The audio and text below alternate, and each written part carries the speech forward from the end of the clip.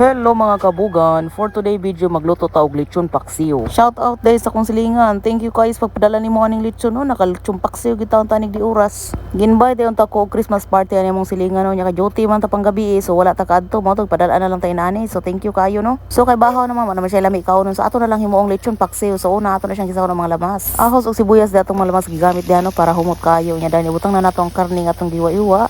Ato na siya igisa dungan sa mga lamas o niya butang dahil natong patis, black pepper ato siyang mabog-ubugan gamay black pepper para lami, dahon sa paminta para mas mahumot, og seasoning granules para medyo naa siya lasa nga parat-parat gamay, og syempre ang atong butang sabawanan niya pampaluto ang coke. Mas lami man ang coke kay para medyo tamis-tamis ang iyang lasa. Unya after pila ka minutes mubuka lang man na siya no, nya ana na dahil na nimo butangan og gamay nga suka, gamay jud kay nga suka nga pinakurat akong gibutang ana para medyo naa siya aslom-aslom nga flavor. So pila may chika naluto natong lechon paksiw nya lami kaayo siya no. So moro to, thank you so much for watching, bye for now.